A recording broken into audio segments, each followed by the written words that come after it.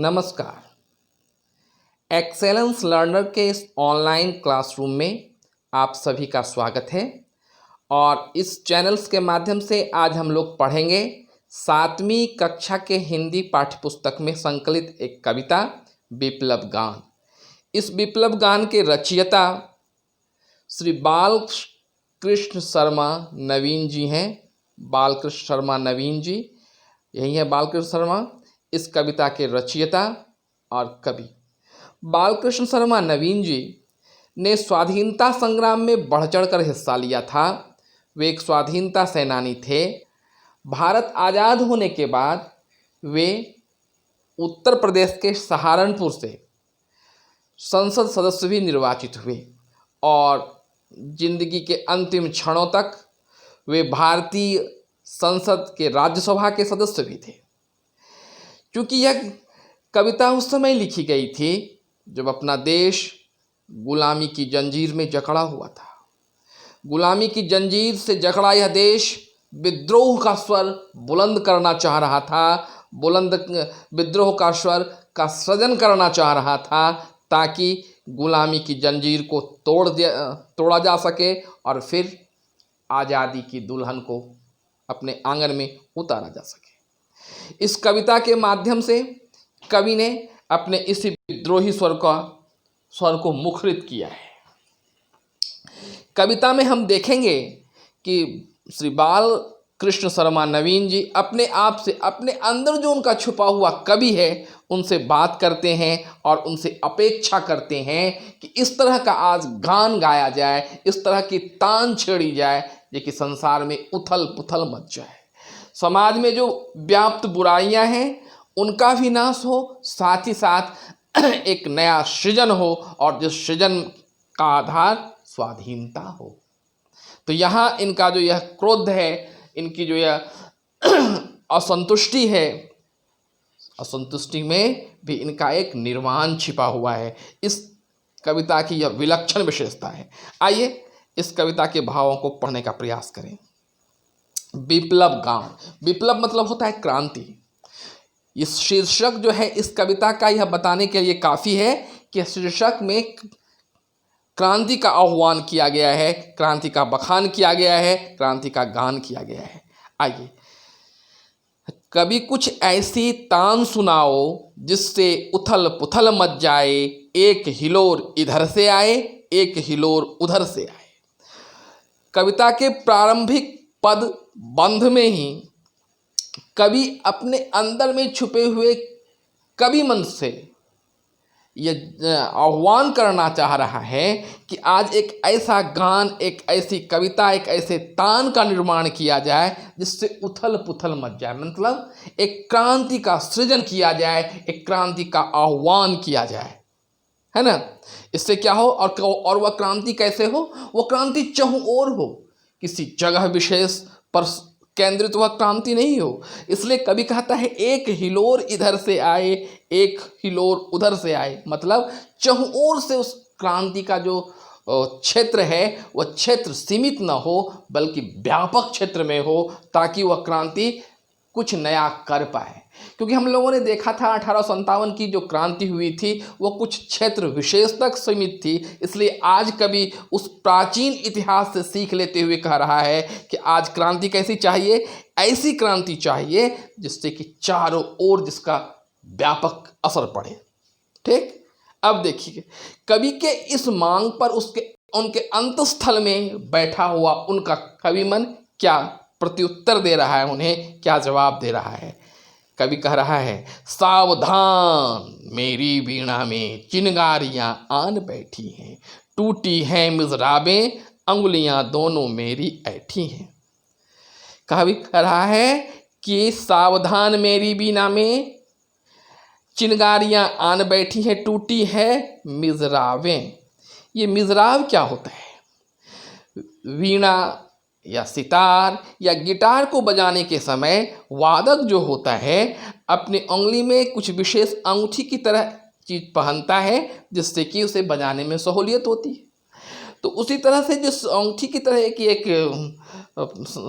एक चीज़ को पहनकर जब बजाया जाता है सितार को, वीणा को, उसे मिज़राब कहते हैं। तो जो ही कवि ने मांग किया अपने अंतस्थल के मन से कि आज कुछ ऐसी कविता लिखी जाए जिसमें कि उथल पुथल मच जाए, उनका कवि कहता है तो सावधान रहो, तुम जिस तरह का आह्वान मेरे इसलिए मुझसे कर रहे हो वह मेरे अंदर है, लेकिन मेरी वीणा में चिंगारियां भरी है। अगर आज मैं वह तान सुनाया तो चहुं ओर ज्वाला जल जाएंगी, क्योंकि चिंगारियां बैठी हैं, मेरी मिज़राबें टूट चुकी हैं। मैं कई युगों से आह्वान करते आया हूँ, क्योंकि कवि सचमुच क्रांति का दूत तो होता ही है। वह कई युगों तक से आह्वान करते हुए आ रहा है। यहाँ पर इस पंक्ति के माध्यम से मानो कवि कह रहा है कि अब शायद मैं निराश हो चुका हूँ, मेरी उंगलियां दुख चुकी हैं, मेरी मिर्जाबें टूट चुकी हैं, मुझ में अब इतनी शक्ति नहीं कि मैं एक तान सुना दूँ। लेकिन हाँ, मेरे अंदर अभी भी वह ज्वाला स्थिर है, अभी भी वह ज्वाला जीवित है, जो ज्वाला के कारण अग्नि पैदा की जा सकती है।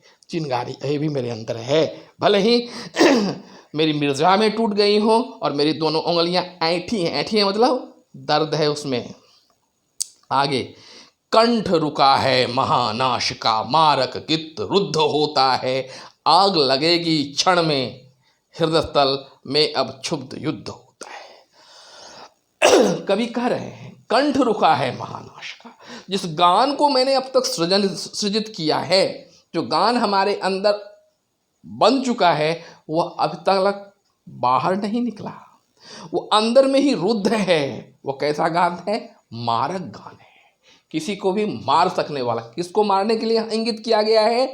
गुलामी को और समाज में व्याप्त बुराइयों को। कवि कह रहा है कि मेरे अंदर इस सामाजिक बुराइयों को मारने का एक संसाधन, एक गान पैदा ले चुका है, क्योंकि मैं अब उससे दग्ध हुए जा रहा हूँ, क्षुब्ध हुए जा रहा हूँ।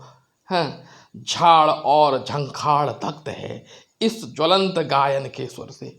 कवि कह रहे हैं कि मेरे अंदर से वह गान अभी फूटा नहीं है, वस्तुतः वह भी अंदर ही अंदर है, लेकिन उसकी दग्धता इतनी है कि जो झाड़ और झंखड़ हैं, जो सामाजिक कुरीतियाँ हैं, जो सामाजिक बुराइयाँ हैं, वह हमारे अंदर के ही गान का असर है कि उसकी दग्धता से वह दग्ध होना शुरू हो चुका है।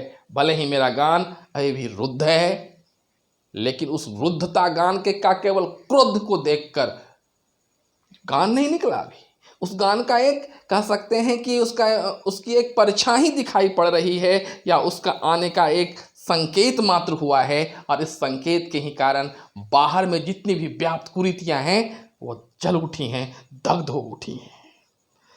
झाड़ और झंखाड़ दग्ध है उस ज्वलंत गायन के स्वर से। किस ज्वलंत के? जो उसके अंदर में है। रुद्ध गीत की क्रुद्ध तान है।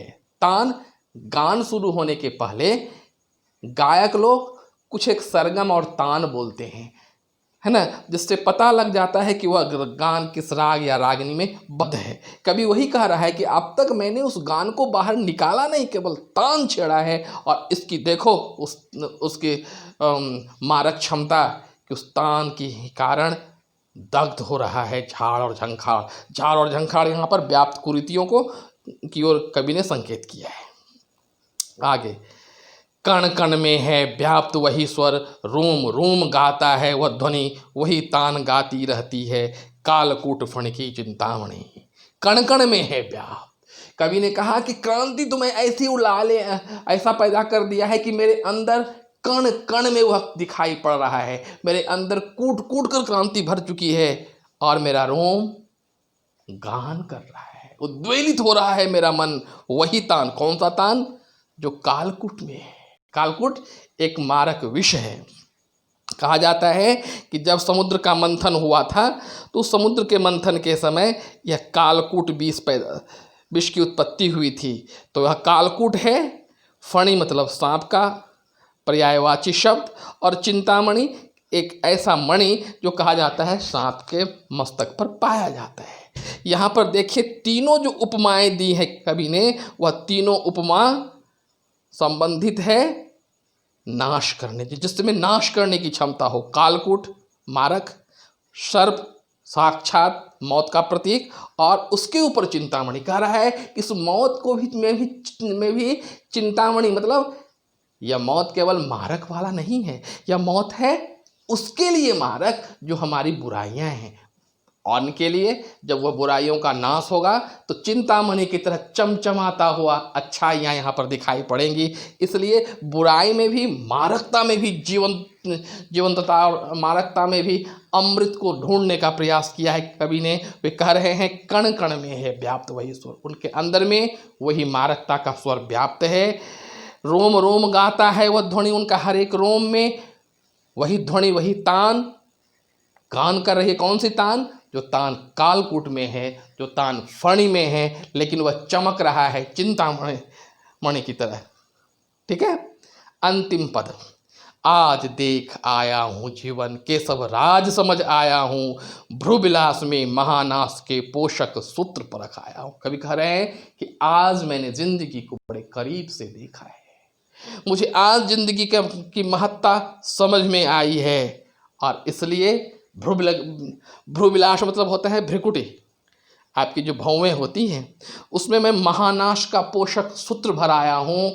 मतलब मैं इतना ऊर्जावान हो गया हूँ, मुझे पता लग गया है कि मैं ही वह कारक हूँ, मैं ही वह करता हूँ जिसके माध्यम से एक नया दिन का सृजन किया जा सकता है, एक नया इतिहास लिखा जा सकता है। आज यह राज मेरे को समझ में आया। अब मैं परमुखापेक्षी नहीं हूँ, मुझे अपने आप पर विश्वास आ गया है, मैंने जीवन का राज समझ लिया है। इसलिए आज जो भी कुरीतियाँ हैं, जो हमारा यह परतंत्रता की जो बेड़ियाँ हैं, इसे मैं तोड़ने के लिए दृढ़ प्रतिज्ञ हूँ, कटिबद्ध हूँ। अब हमसे अधिक दिन तक स्वतंत्रता हमारी दूर नहीं रह सकती, क्योंकि मैंने जिंदगी का अर्थ आज समझ लिया है।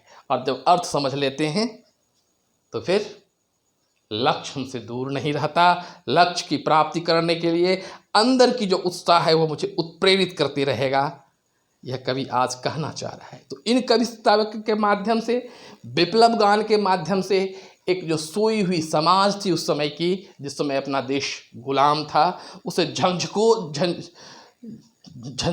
कर जगाने का प्रयास किया है कवि ने।